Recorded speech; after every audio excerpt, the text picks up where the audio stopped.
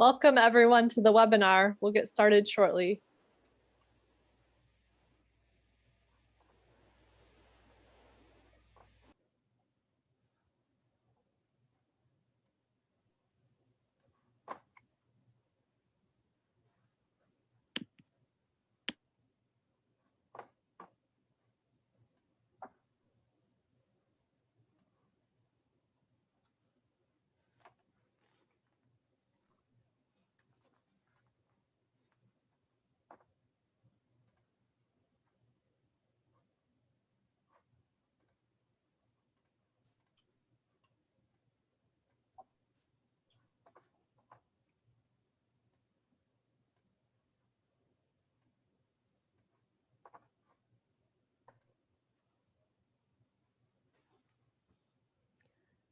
All right, everyone, we will get started.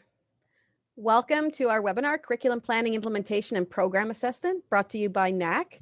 My name is Dr. Alicia Shadaman. I'm the director of our Center for Nonprofit and NGO Studies here at Northern Illinois University. And I'm happy to facilitate the session today, or at least introduce our speakers. I'll be facilitating the Q&A. Just a couple of reminders that we are recording today's session, and that will be available on the NAC website afterwards. If you do have any questions as we go through the webinar, please post them in the chat. We'll monitor those, and then we'll leave time at the end for our speakers to respond to those. So without any further ado, I'll introduce our speakers. First, our session will be facilitated by Dr. Heather Carpenter. She's an associate professor and program coordinator of the MA in Nonprofit Management at Notre of Maryland University in Baltimore. She's the author of several books and articles, especially related to talent management in the nonprofit sector. And she has a PhD in leadership studies from the University of San Diego. She's joined by Dr. Erin Nelson, an assistant professor at the University of Memphis.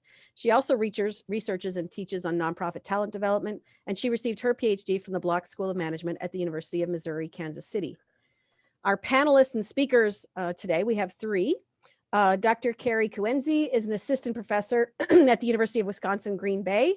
Her research and teaching focus on the intersection of public and nonprofit management and the career trajectories of nonprofit executives. She received her PhD in public affairs from the University of Colorado, Denver. She's joined by Dr. Amanda Stewart, an associate professor in the School of Public and International Affairs at North Carolina State University. Her teaching and research focuses on nonprofit management, and she received her PhD from the Department of Public Administration and Policy at American University School of Public Affairs. And finally, Dr. Marlene Walk is an assistant professor in the School of Public and Environmental Affairs at IUPUI. Her research focuses on human resource management, and she earned her PhD in social welfare at the University of Pennsylvania. So welcome to all of our speakers today.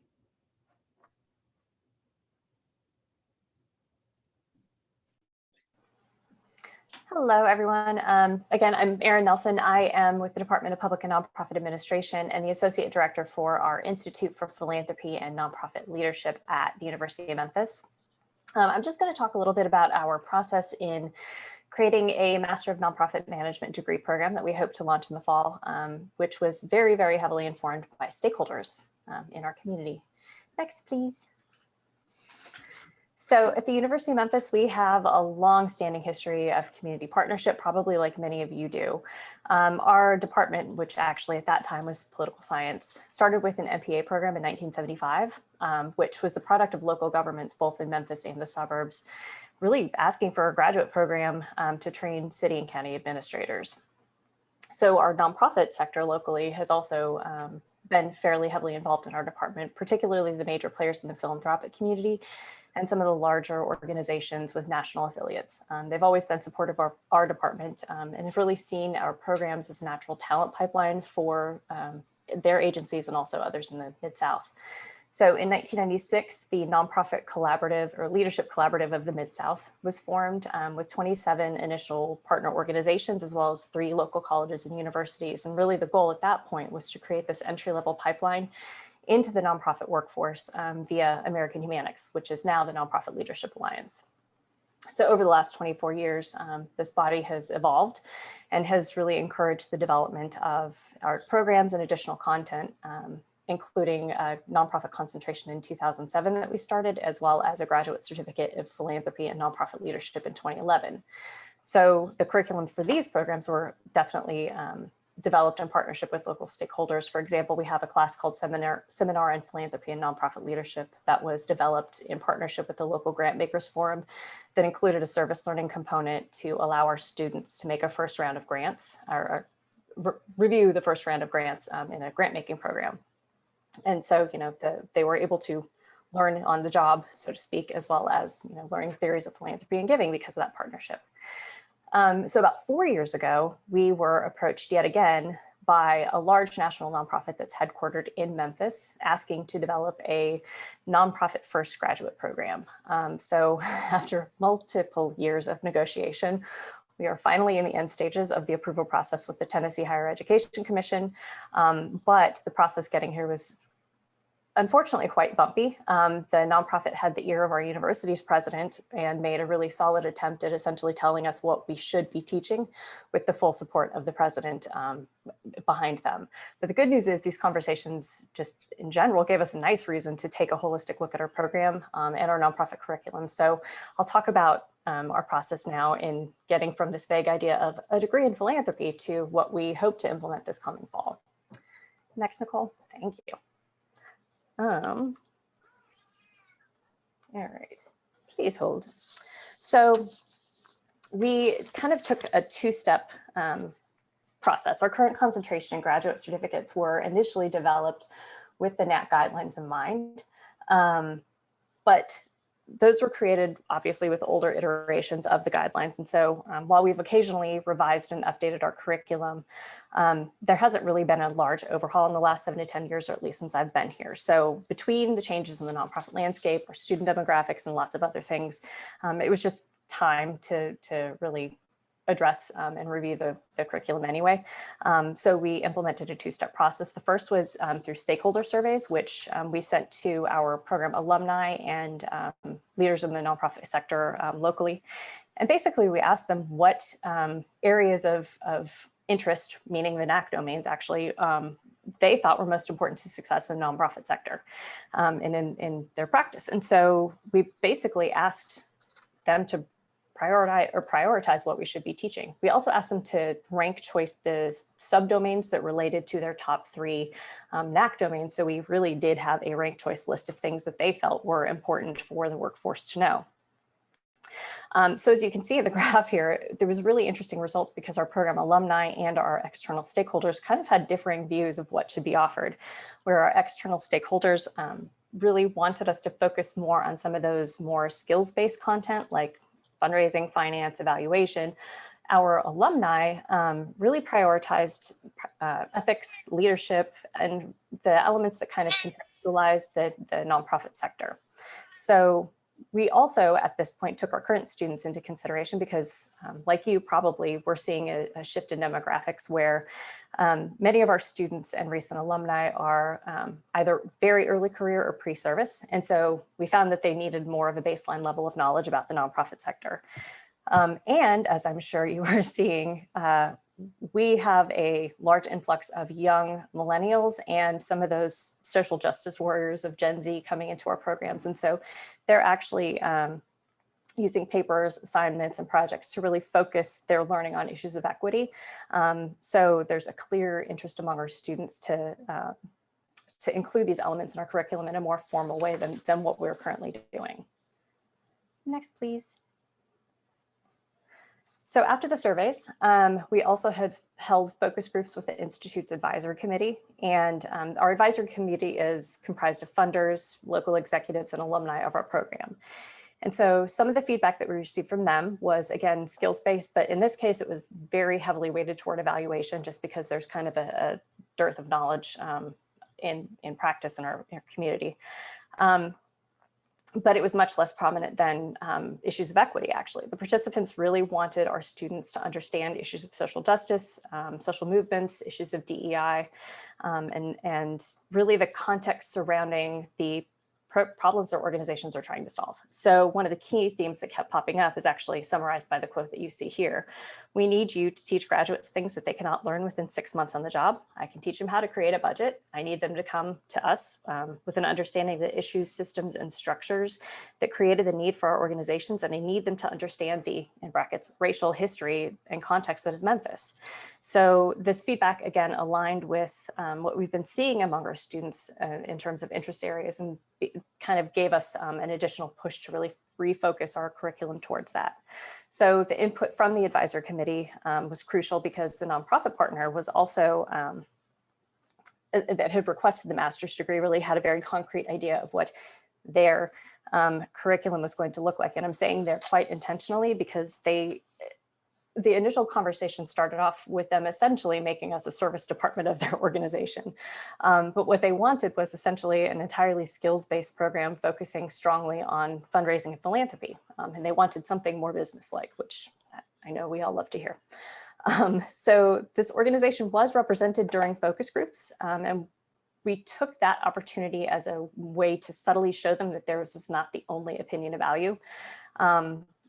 And what was nice about that was the department was then able to leverage the feedback from community partners, local philanthropic leaders, alumni, and other prominent members of the sector to demonstrate to our provost and to our president that there was a need for a balanced curriculum, that this major player's voice was not the only one that needed to be listened to.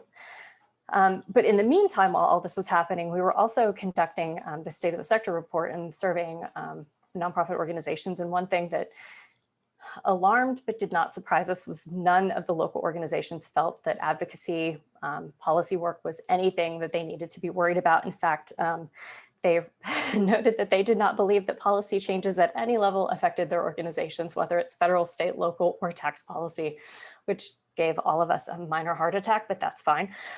So this brought about another set of conversations with our stakeholders that said, you know, we really, really, really need to start bringing policy and advocacy work into the curriculum in a more focused and intentional way so that these graduates know that this is something that is incumbent upon the sector to do.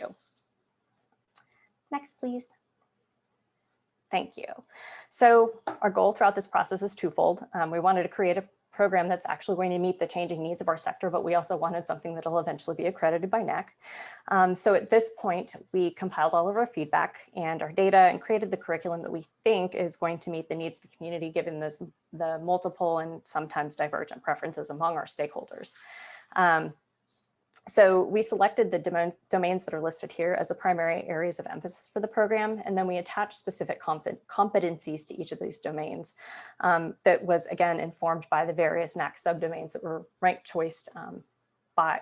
ranked by our survey participants. So for example, the competency that's attached to scope and significance is that students will understand the size, impact, and role of the nonprofit sector, philanthropy, and volunteerism in a multi-sector society. So again, reflecting the preferences of our alumni and students ensures that our students have a basic knowledge of the sector, particularly since so many are pre-service. And because right now we don't have a feeder program into the department, so we don't have a way to ensure that students understand what a nonprofit is to begin with. But this also corresponds to NAC domain 2.4 and 2.5, which were highly ranked by our program alumni. So again, we're trying to kind of lay the groundwork to make this easily to do curriculum mapping and assessment. Next, please. Alrighty, so at this point, we are in the process of creating these new proposed courses and really just refining what we already have in existence to meet the intended program outcomes. Several of our courses are fine as is, and so we can easily transition them from the MPA concentration over to the standalone master's degree. We'll certainly look at it and make sure that, you know, everything's up to date. But the nice thing is, you know, at least it's there. But we do have new courses that we are creating as well as refreshing. So we're creating two new courses. One is social justice and nonprofit advocacy, and there's another in philanthropy and social change. So the social justice and advocacy course we're actually co-developing in partnership with some organizational leaders from organizations that engage heavily in advocacy, lobbying, and grassroots organizing, so that we can ensure that the content is Memphis-centric, has that focus, and addresses the local history and context that defines our sector in Memphis. One of the things that, you know, one of our stakeholders said is, if you go into development for the Orpheum Theater, you need to understand that there's a reason that there is a subsector or a subgroup of people who won't give you money, and that's because their grandmother wasn't allowed into the theater, you know, generations ago. So just getting that baseline level of knowledge of where we live is going to be important. We're also working with local funders to, particularly those who are engaging in social justice philanthropy and really focusing on grant making with an equity lens, to develop the philanthropy and social change course. So again, incorporating the stakeholders to ensure that the content is relevant for the community. And then we're currently teaching a nonprofit branding and storytelling class, but it's under a special topics prefix. So we're going to formalize that in the curriculum. And that's actually being co-developed by the nonprofit that has kind of driven this entire bus, or tried to drive the bus, I should say. So we'll be doing that, and then reviving and retooling some of the classes that are just in our graduate catalog, but not necessarily offered. So for example, we have an issues in AHR class that's been more PA focused for quite a while, and we're just going to turn that into a volunteer management class. Next, please. All right, so what did we learn? First and foremost, the NAC guidelines are a nice place to start, which is good and helpful, particularly since this is NAC. But really, you know, we were able to base our initial stakeholder surveys on the NAC curricular guidelines, so it gave them something to reflect on rather than, what do you want us to teach? I don't know, everything. So, you know, we have a program that we're creating that's informed by the educational standards in the field, in hopes that it'll eventually be accredited, but it's just a nice framework to work within to give it some structure as you're devising a program. But one of the cool things that we found was we asked our alumni and stakeholders, you know, what do you see coming down the pike? What are the things that you need to know, or you think you'll need to know in the next 5-ish years? Granted, you don't know what you don't know, but the open-ended feedback that we received actually also lined up with the NAC guidelines. And so, at least for us and for our program's purposes, they really did become a comprehensive resource for us. The other things we learned were that stakeholders are essential throughout the process of reassessing curriculum. They help us stay attuned to local needs and context. Our department has, again, evolved as a result of changes in local public and nonprofit sectors, and will continue to do so. So stakeholder feedback has and will continue to guide our program, and, you know, help us develop new programs, new courses, and keep us apprised of what's needed in the field generally. But also kind of give us a local spin on what's going on in the sector and how our department can contribute to strengthening the sector, because of course we're an urban serving institution, so we have to. But also, and more importantly in this case, stakeholders can act as buffers or promoters. In our case, they played the important role of buffer to ensure that one big voice wasn't the only voice present in the conversations, but also they were able to demonstrate the broader community impact and value to our broader impact and value to university administration, which was really helpful in ensuring that the program addressed the needs of the community and not just one player, but also, you know, eventually the department had the support of administration.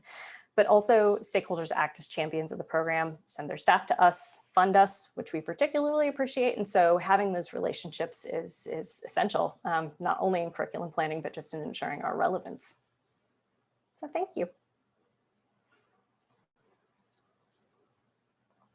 All right, I'm going to quickly talk about assessment, the assessment side, and I'll try to be, I know it's kind of a boring topic, but I'll try to be a bit interesting.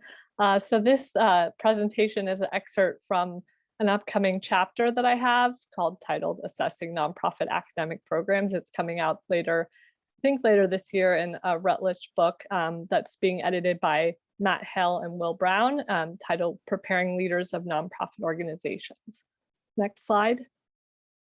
So maybe you're all familiar with the assessment process, and I'm going to go through these 4 steps, but I'm going to be showing specific examples from different nonprofit academic programs who are specifically utilizing these assessment steps.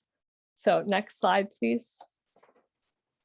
So keeping in mind the importance of all our regional and accrediting bodies such as NAC, as well as our accrediting higher education accrediting bodies, We need to keep this in mind as we're doing our academic assessment. So nonprofit program directors must take into consideration the overall purpose of developing program learning outcomes.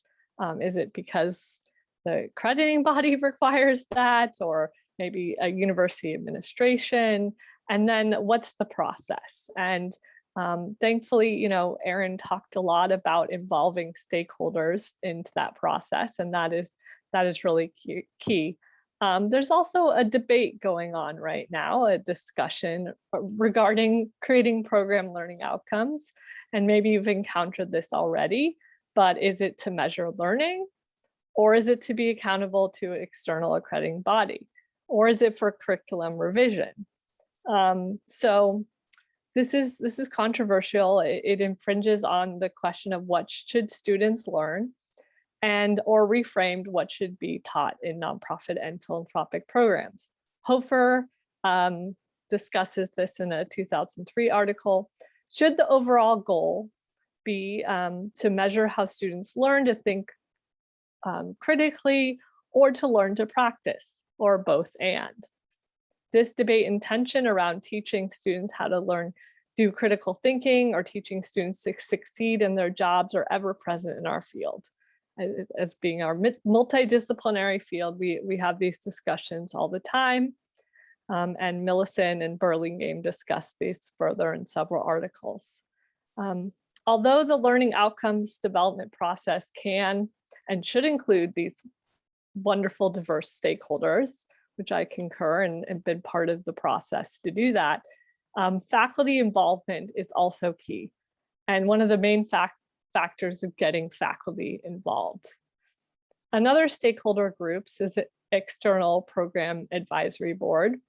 So when I was a doctoral student, almost 15 years ago, hard to believe that because many of you know me from back then, I was on the advisory board at the University of San Diego's program, and we had subcommittees based on different programmatic aspects. I'm not going to go into the focus groups or the stakeholder surveys because Erin did an amazing job talking about that. And my chapter goes into detail about the importance of creating program learning outcomes that are connected to Bloom's taxonomy at different levels of learning, and really important of connecting back to the curricular guidelines and with multiple input and feedback from all these stakeholder groups. Next slide. The next step in the process of connecting these program learning outcomes, once you've developed them or revised them, of connecting them to course learning objectives and assignments. I wrote an article based on which I think Nicole is sharing with you, around how you can use the curricular mapping process prescribed by ACBSP, AACSB, NASPA, CSWE, and adapt that for nonprofit academic programs. And this is key because, each of our programs are housed in different programs and in different schools. And so really adapting that to our uniqueness of our field.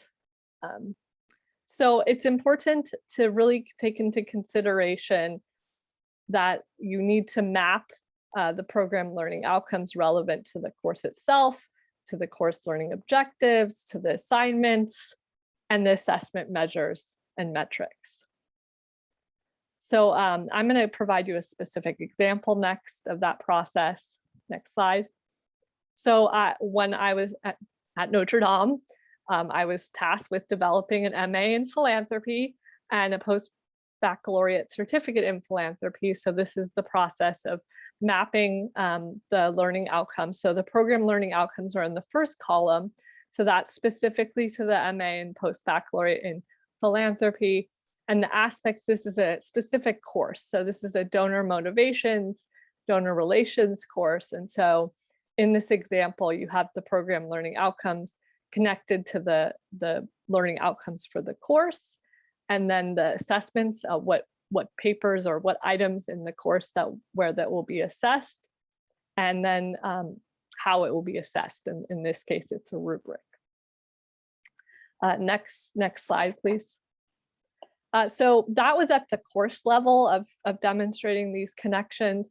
This should also, it's best practice to do this at the program level. So again, using NAC guidelines, which I've used for mapping in several programs, and I really appreciate having this a resource. Now, NAC guidelines they're not really meant to be learning outcomes, but by revising the language, you can create program learning outcomes. So that's what I did here for the specific, it's a Master's of Nonprofit Management program, and then specifically connected it to the program learning outcome, connected in the third column to the courses, and then where they were and the course objective. Oh, and those courses, the NPM 510 is a leadership, a nonprofit leadership course, and 520 is a board governance and HR course. Then where this is covered, and then to the assignments and the assessment metric.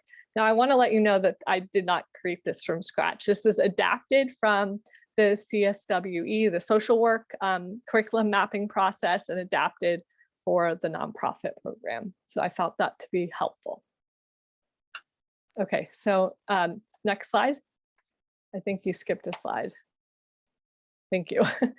So the next step is determining the right internal and external assessment measures. So the two examples that I provided you help map the curriculum and connect program and learning outcomes to course learning outcomes and assessment measures. But there's a debate and argument about this, about using the right learning outcomes and the right assignments. So traditional assessment recommends both internal assessment and external assessments.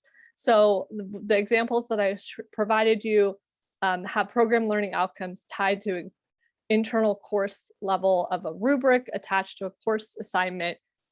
This can be in a regular course or a capstone course. There's also discussion among faculty to ensure that the program learning outcome is introduced and discussed in either a course or multiple courses throughout the program. It also recommends that you use 1 or 2 internal measures for each program learning objective. So if you don't have to go back to that example, but as you saw for that example, assessing that learning objective in multiple courses throughout the program gets to be tedious, because I wrote the assessment reports too. So it's often helpful you can introduce them, but then do the final assessment in the capstone paper, or in the case of University of San Diego, they use the portfolio. Maybe you're familiar, maybe use that as well, the portfolio system. And so another program that I've been affiliated with that uses the final capstone paper.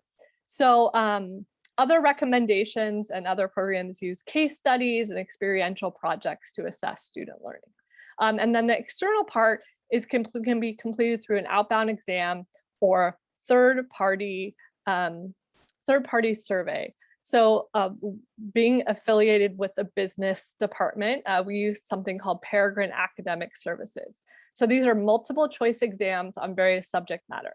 So I know that there's much discussion and debate over whether or not to use exams to assess student learning. However, this should not be the only measurement and should be combined with internal measurements as well. And then unfortunately, outbound exam availability in the nonprofit management and philanthropy space is limited and minimal. That's my future goal, is to help the field improve in that area. But that's why I'm really excited about the nonprofit education survey project that Marlene's going to talk about that does some of that area. But it's really helpful to really do comparisons of that external measure across multiple programs to see how you do. Another beneficial part of the assessment process is conducting an exit survey. We have our exit survey attached to our outbound exam. Again, the nonprofit, Marlene's going to talk about that because they do that amazing survey. And so I just want to show you the next slide as I finishing up, is that this is the example from the Master's in Nonprofit Management program that I manage. And so this is just an excerpt from the assessment, a report. It includes both internal and external assessment measures. So on the left column, you see the overall program goal, you have the sub goals, And then the part of the project rubric, again, this is from the final capstone class, part of the rubric that covers that assessment.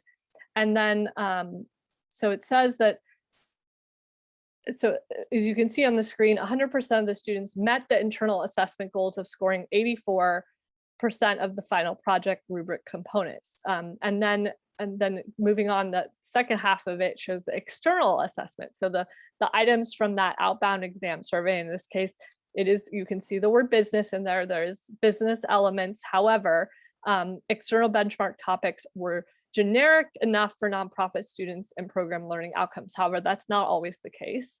Like they don't have fundraising assessed. So, and nonprofit finance is unique. And so those are some of my pet peeves there. But so the assessment committee discussed and made a plan to improve the integration strategic management component. So as you can see, 3B, although we had met the internal goal, we didn't meet the external. So where we discussed and emphasized strategy to be covered in earlier courses. So next slide. So in conclusion, after a nonprofit program has undergone at least 3 years of program assessment, trends emerge. So seeing these reports, program faculty, advisory board members, and academic program directors can meet and discuss those trends. If students don't meet those learning outcomes, then program directors need to ask why and figure out ways to improve assignments and courses and overall student satisfaction. So we looked at the exit surveys too and made changes as a result of those. So for example, an assessment committee made up of diverse stakeholders, faculty, advisory board members, student representatives meet monthly or quarterly. Like I mentioned, my experience is it's been really beneficial to be a part of these committees and participate that and throughout my career.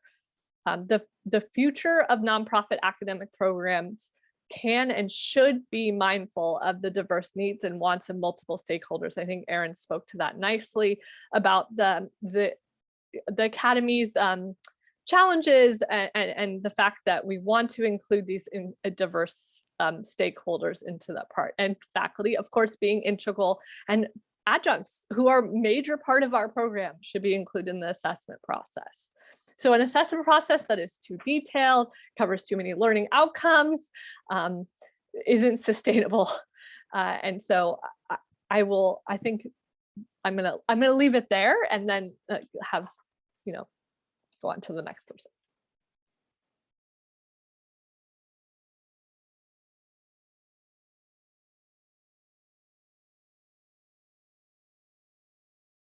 You're on mute.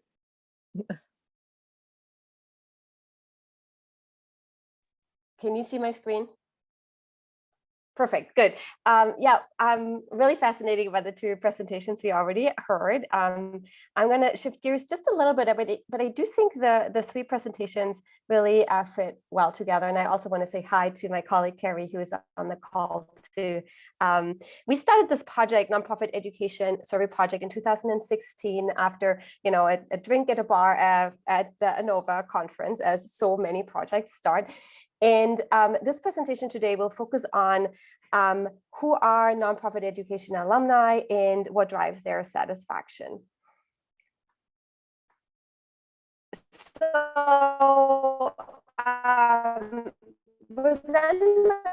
fascinating job in tracking the growth of nonprofit programs over the years. And so as an impetus for our project, we were really wondering, how do students actually value the program? And I just got a notification that my internet is unstable. Can you still hear me okay? Okay, so let's just hope for the best here. Kerry, if worse comes to worse, you have to jump in. So we started out studying nonprofit education alumni, which we define as graduates of either nonprofit management programs or philanthropic studies graduate programs. And we built this research based on findings that show that higher education degrees are really a means of cultivating a labor force. And so we were wondering, how do actually those who graduate with these degrees, how do they value the degree? In our earlier work, we find that there's actually a match. So those who graduate from a nonprofit graduation graduate program self-select into the nonprofit sector. There seems to be a feeder in the nonprofit sector, which is obviously something we hope to achieve with the students we teach. Today, I'm going to focus on two of our research questions highlighted in red, but we've been focusing in our research on other questions, such as, aside from the degree type, what other factors contribute to nonprofit sector commitment? And then, does financial burden of obtaining a degree limit nonprofit sector commitment? And then recently, it just got put online yesterday. We're really proud of this. We published a paper in Nonprofit Management and Leadership on the pandemic as a nonprofit workplace crisis, and proposed some avenues for future research there. So in terms of like who gets the degree, we have recent data from the fall of 2020. It's a sample of convenience. We recruit 2 nonprofit education graduate programs. Those are geographically diverse and cover all regions except the Southeast. And as Heather mentioned, you know, we have like MPA programs, we have programs housed in business schools, so the sample is really diverse. Similarly, program affiliations, their programs are affiliated with NAC, NASPA, or both. Overall, we recruited 1,500 alumni and 420 responded to our survey, 32% response rate. Since we were fortunate enough to receive the RTK ANOVA Award this past year, we also could add some coffee incentives for participation, which I think was appreciated. So this is our kind of like descriptive findings. So as you see here, the gender breakdown, predominantly the alumni from those programs. And I should say it's the past 5 years we asked to be surveyed, heavily female. Average age is 36 years with a variation from 22 to 72. Race is predominantly white, 77.5%. Interestingly, though, there's a huge variation between location, ranging from 55 to 80%. Thus, we do see a variation in Black and Hispanic students, ranging from respectively 2.5 to 10%, and for Hispanic students, 2.6% to 14%. In the initial paper that we wrote about who gets the degree and why, we also asked some other questions that we didn't ask in 2020 that provide more information about the why, so the reasons why alumni actually select into a specific graduate degree. So if you are curious, I'll put a plug in your ear to go back to that particular paper. But the rest of my presentation will focus on what really drives alumni satisfaction. So based on the review of the literature, we do find that there's actually 2 factors that seem to drive satisfaction of alumni in graduate programs, individual factors as well as organizational factors. Here we use a definition of satisfaction as can act as an essential tool in enhancing education's perceived service quality. And the next slide will explain what we mean with service quality, but it really captures a trend that, you know, there's a need to market education more and then students as clients. And I know that makes some people cringe, including some of our reviewers in the work. But unfortunately, that seems to be the reality we are facing. And so thus we argue that, you know, alumni who are satisfied with their nonprofit education are more likely to be loyal to their alma mater.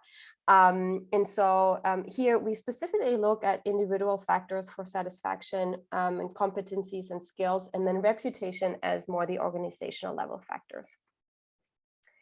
So the higher education context, which is really how we frame or embed this research in, has really seen a decrease in public funding, both state and federal funding, and thus led to an increase in, marketing or marketize the programs. So higher education, this is a definition we pull, is really a marketplace in the university education, a marketable service. Again, some people may cringe over this reality, but here we do find that, you know, when you have this frame of mind that students, you know, are to some extent customers and want a service that they then can use and utilize, then issues like employability are very important. And so building on this context, we find that given, the competitions that we also see for students amongst institutions, that really understanding what drives their satisfaction is important,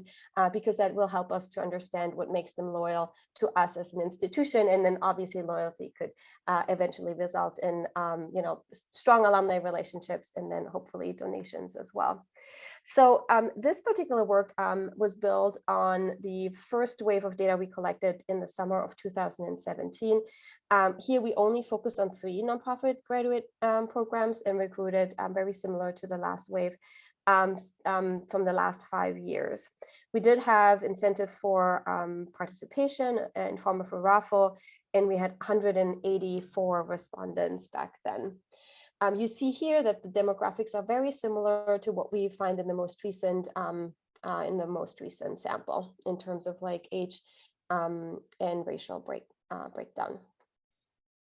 Okay, so this is a more researchy presentation. So I want to walk you through our model. So our dependent variable is satisfaction with the degree. And so we ask students, if you could start over again, would you attend, name of the program, name of the university again, and they had a 5-point response option. And it's very good to actually see that a lot of our students are quite satisfied with the program. So we see about 53% said definitely yes. About 33% said yes. And those 5% or 4.6% are definitely not. And so those are really the folks we also want to, understand the why behind it. Our independent variables, and this is the individual factors that I mentioned earlier, are competencies and skills. We used a pre-existing measure that was developed by Baruch and Piper that lists, a set of 18 items for students to rank, and we find 4 different factors.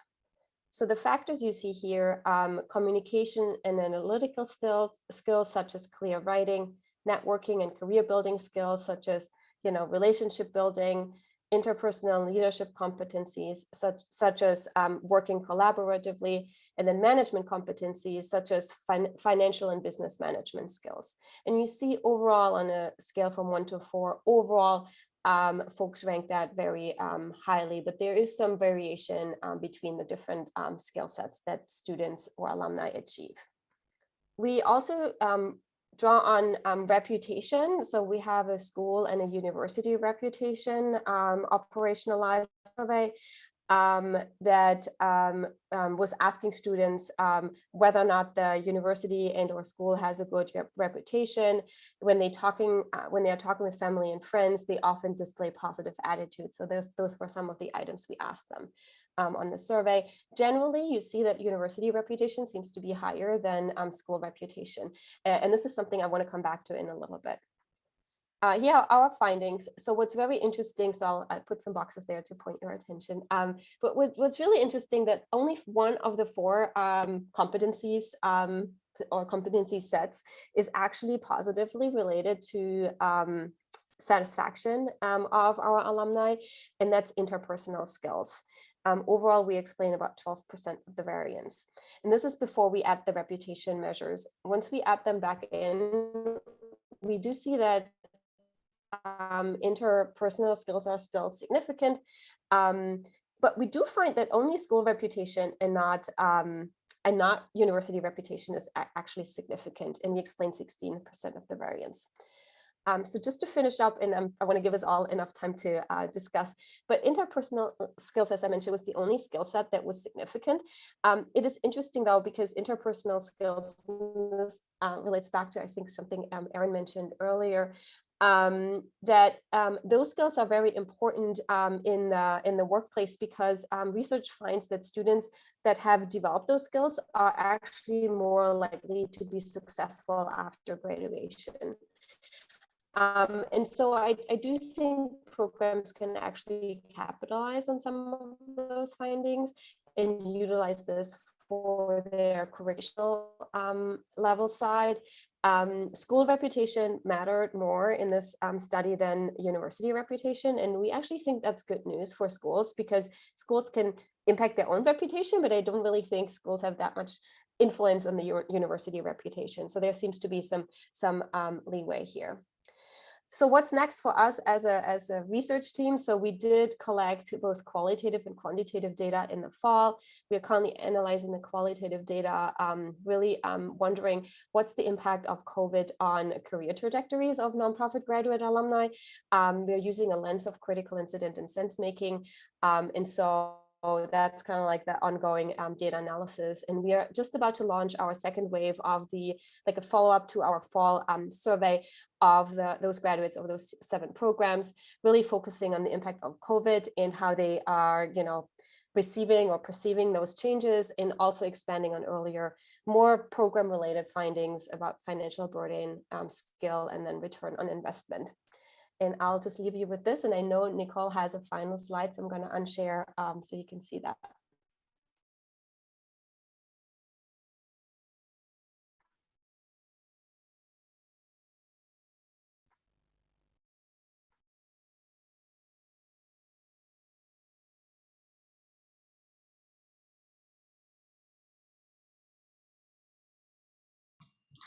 Also, we did get a few questions in the chat. If fine with you, Alicia, I did see Alyssa had a couple of questions. So Alyssa, if you want to just unmute yourself, I know you had a question for Erin and Heather, I believe. Hi, I'm sorry, I don't want to dominate with questions, but quickly for Erin, I just had a question in terms of the political process, and I am not sure that, we need to discuss this right now, right? Because it's about assessment. I was just curious because I'm part of the political science department. So we got to the point of finally doing the certificates. So the question is, how do you move towards the M&A from that point, and how do you build a consensus? And the other question that I had was to Heather.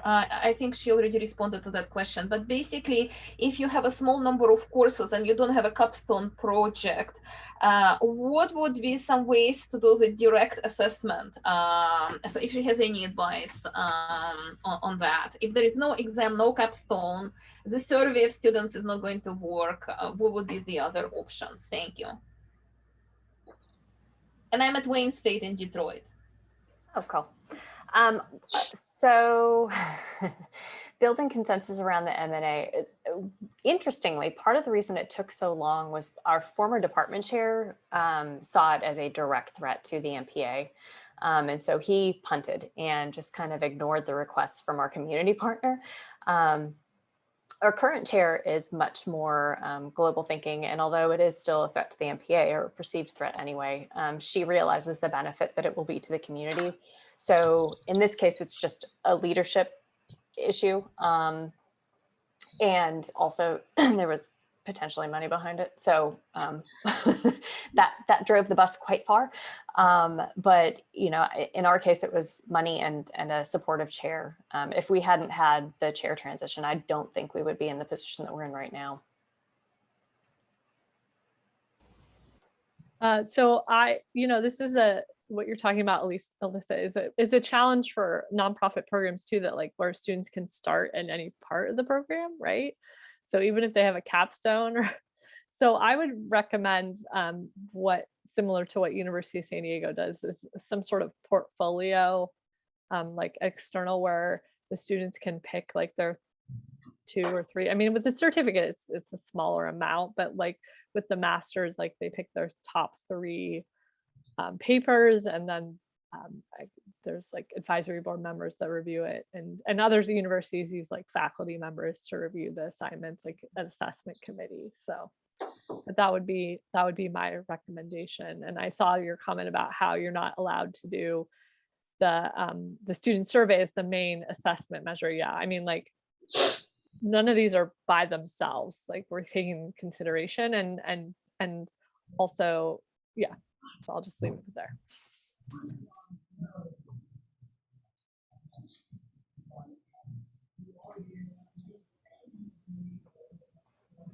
Anyone have any other questions? We didn't see any other ones in the chat, but If there are any other questions, I'm sure our panelists would love to hear them.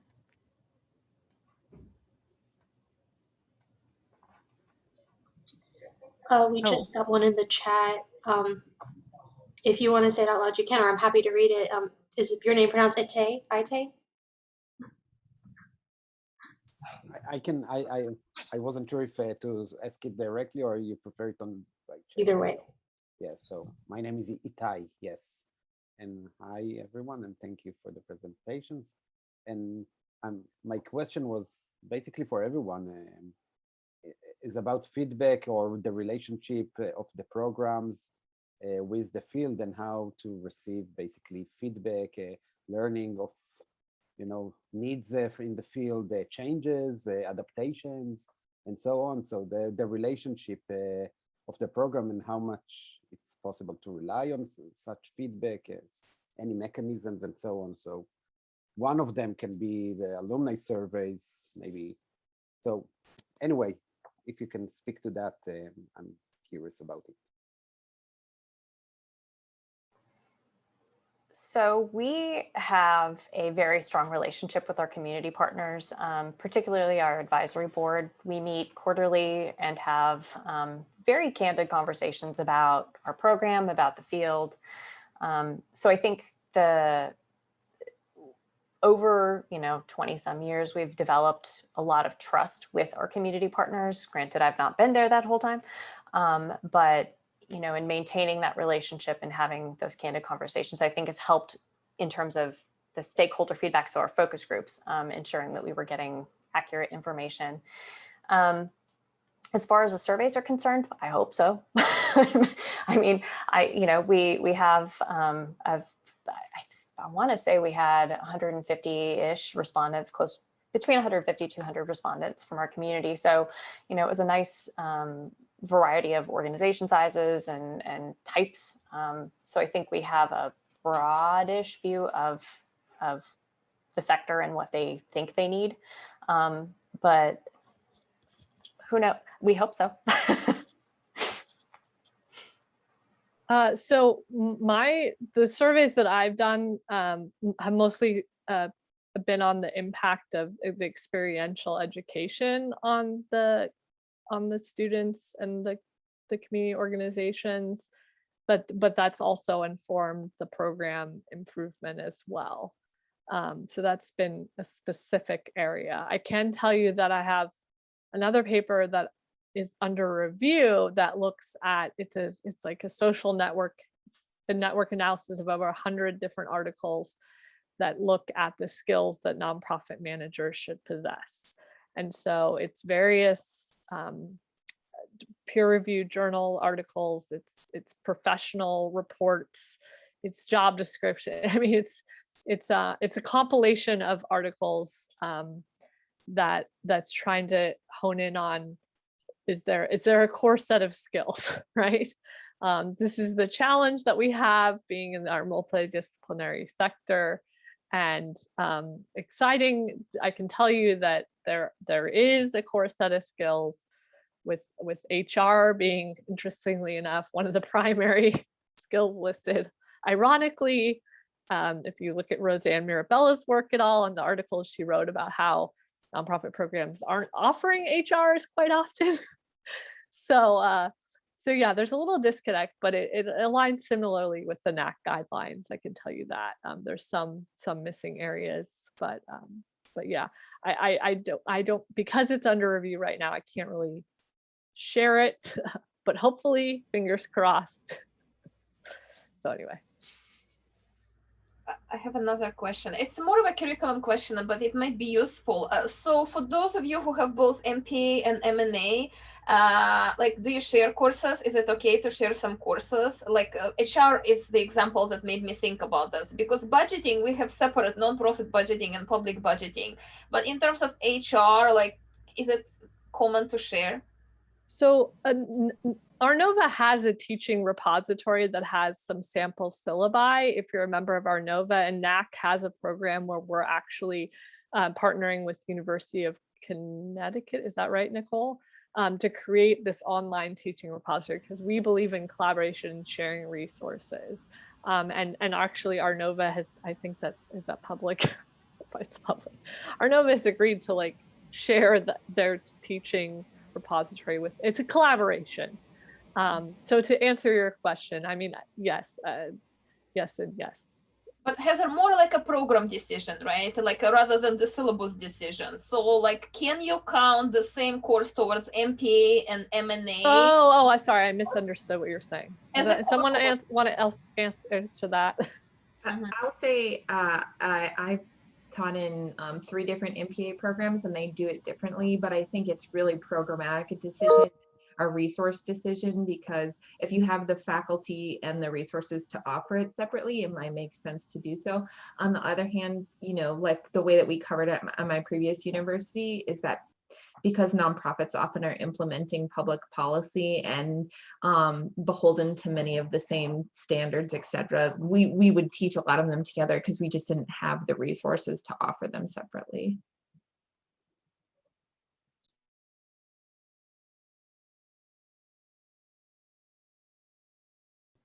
Any other last questions? We're coming up to noon, or noon Central Time.